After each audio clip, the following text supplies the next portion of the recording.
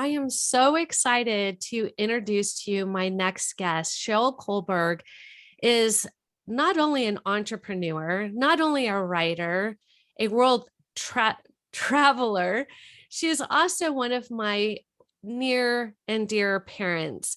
She and her daughter, Caitlin Kolberg, have been a part of the College Ready Plan.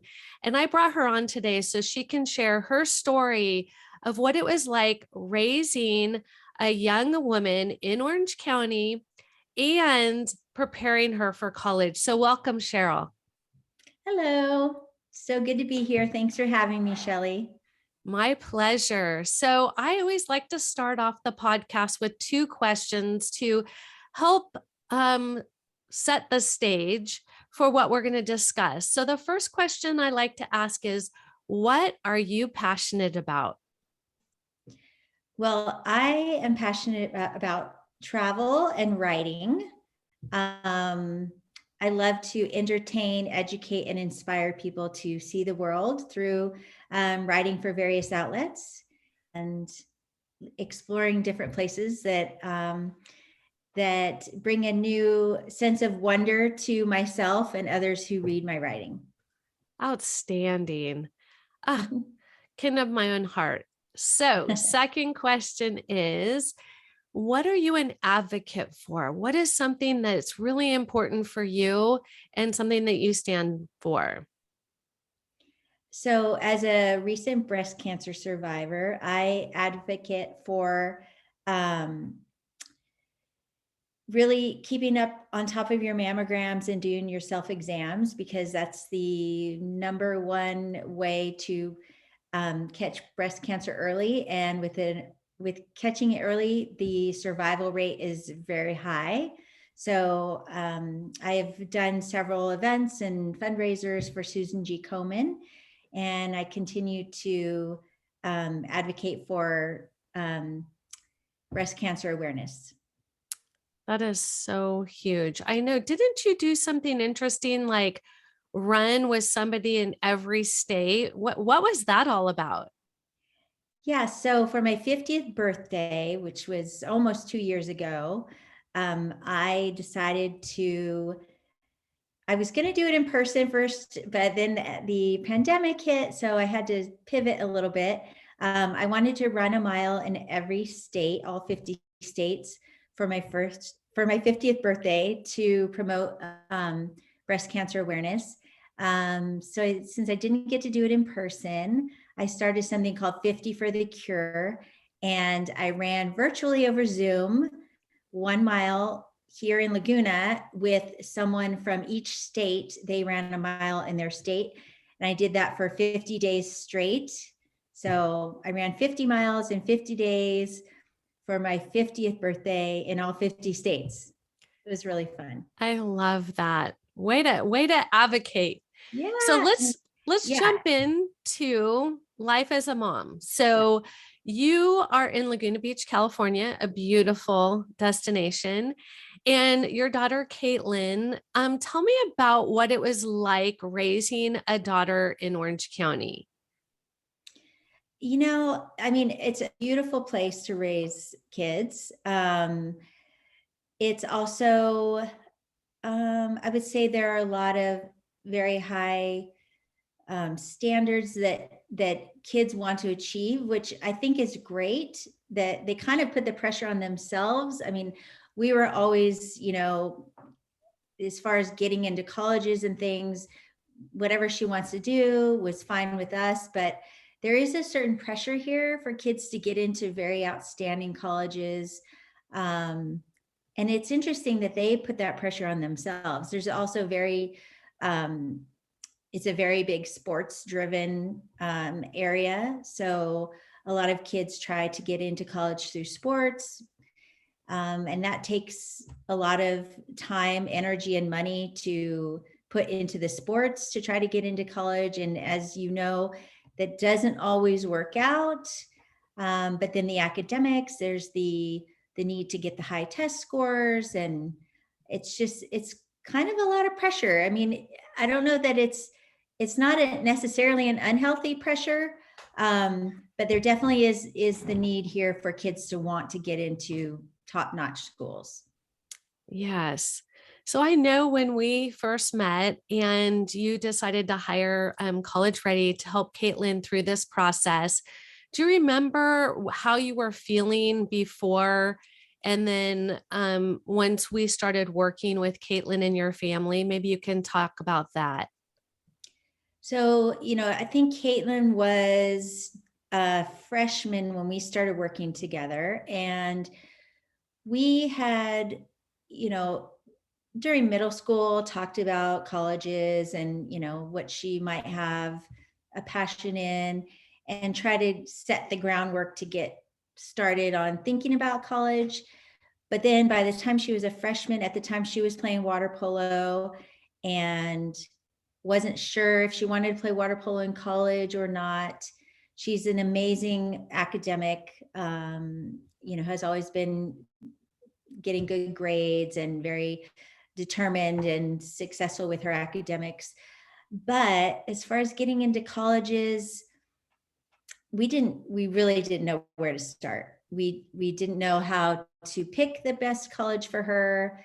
We didn't know, what would be the best fit, whether it was athletic or academic, what was involved with getting into those colleges, what the colleges were looking for.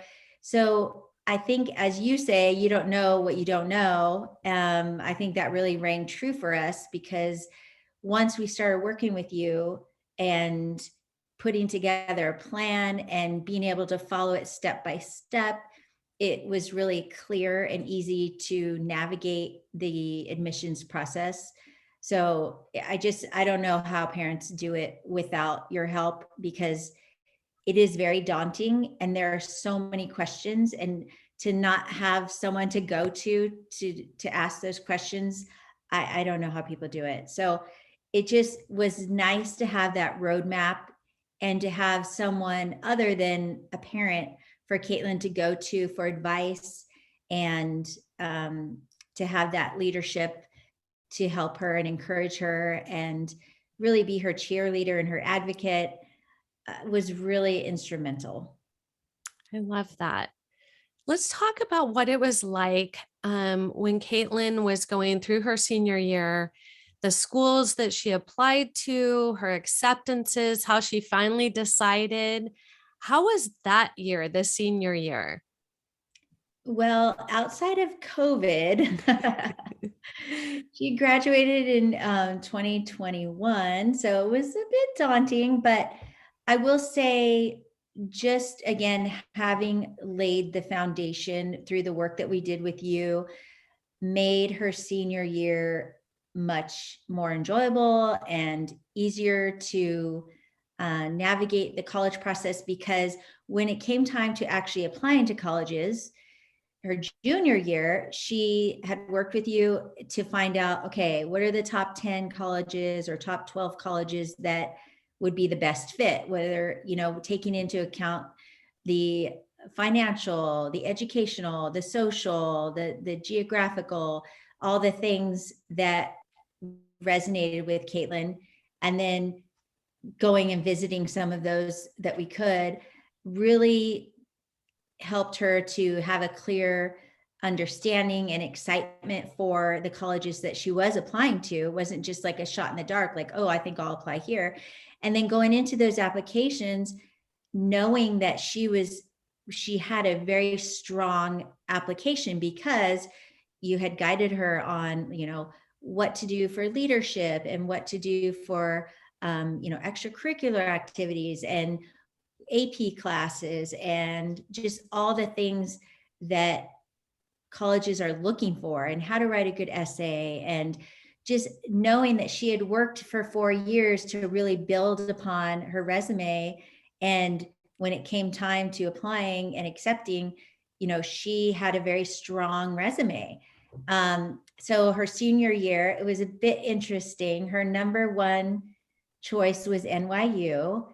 And when she was finding out where she got into, I believe, 10 of the 12 colleges that she applied to.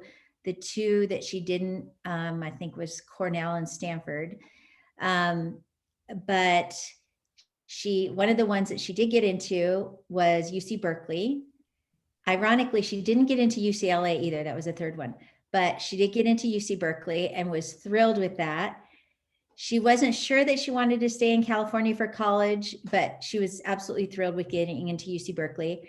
And then she had gotten waitlisted for NYU. So the chances of getting off a wait list are usually not very good. So she committed to UC Berkeley, and then literally a week later got into NYU. So it was a real conundrum because both amazing schools. And once she really thought about it, she decided to go with UC Berkeley. It was just financially, it was half the price. From an educational standpoint, one of the best schools in the country. And just being in California, she, realized that maybe that wouldn't be such a bad thing to stay a little bit closer to home, yet have a completely different experience because Berkeley and Orange County are totally different. So that's what she chose. I love it. I remember those phone calls back and forth. Like, how can we tell her no when she got into her dream school? I mean, the whole time we worked together, it was NYU all the way. I do have a feeling she'll end up there for her MBA or some kind of master's program because I know how much she loves that city. But I think what a wise decision when we got to talk about return on investment to your family. And she got it. The light bulb went on when I helped her to understand that she would be getting a great education at Berkeley, like you said, for half the cost. And she can still go there if that's something that she wants to pursue. So it's been great. So, what's it been like being an empty nester? Yeah. So since Caitlin is our only child, it was very difficult the first few weeks. I'm not going to lie. But like anything, we've gotten into our groove, as well as Caitlin. And luckily, the fact that she is in California, I mean, we pretty much see her once a month. We have a lot of friends in the Bay Area, so we are happy to make the trip up there anytime. Um, but the best part is really seeing her grow into her own. She has embraced the diversity that is offered in Berkeley. She loves meeting new people from all walks of life, all different parts of the world. And for me, it's kind of been a little bit of a, reinventing myself. I have always worked part-time while raising Caitlin, but she was my number one job, and happily so. So it's really been nice for me to kind of finally have the time to pursue some things that I've been wanting to do more on a full-time basis. I am a travel writer, and I am now able to travel without having to worry about only being able to travel on school vacations. So it's been a wonderful blessing for me and my husband, Jeff, who luckily works from home. And it's taken some getting used to, but we're all in a good place right now. It is so refreshing. I remember walking through that path with you and encouraging you and I knew Caitlin would be fine. That's just definitely I was more worried about you. Yeah. And maybe a little about Jeff, but I was more worried about you and just watching you really step into something that you love. And I do know that you see her probably more often than a lot of families do.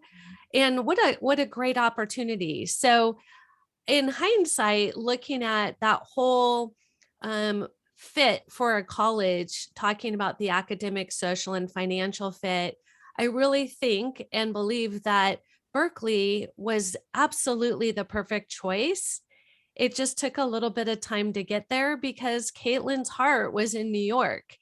And once we figured, and she was so mature about it, I got to give her a lot of credit. She really listened to the advice that we shared with her, thought about it, and ultimately it was her wise decision. So it has been my pleasure. Now, if somebody wanted to maybe read some of your travel articles, how might they find you? So my website is Sharael, which is spelled a little differently. It's SHARAEL.com. So yeah, I'm happy to share my travel adventures with any of your listeners. And I do want to say also, with Caitlin making her final decision, we all left it up to her and we were prepared to support her in either direction. It's interesting because she didn't think she really needed that traditional college experience. She was perfectly fine with going to the big city. But now that she's in that ultimate college experience with the Greek life and the football games and the vibrant campus, I can't imagine her having gone any other direction. She's just really embraced it and is thriving, and definitely has her sights set on New York when she goes to get her master's degree. And I think it is a better fit at a more mature age to go in that direction. And I feel like she might have missed out if she wouldn't have gone with, a California school and the just quintessential college experience. So thank you for, again, guiding her and us, and we couldn't be happier. So I always like to end each of my podcasts with, or what I sign my books with, and that is, um, you can be the change you wish to see in the world. What does that mean for you? Well, I think it means, for one, just following your heart. I know it sounds cliche, but um, doing what you are passionate about. And I think for Caitlin, ironically, she's going into media studies, which following in my path a little bit. But I think as a parent, it really is important also to do what you love and be an inspiration for your children, and showing them that you can be successful and you can be a great parent and still have, your own thing as a career, or even if it's just a hobby that you really enjoy, and making time for that for yourself. And through doing so, you do inspire others. Thank you so much, Cheryl, for being on the show today. Thank you. It's been a pleasure. And again, it's been so great working with you. And I'm so glad to have met you and have you be a part of this journey. All right. Thanks so much. Bye for now.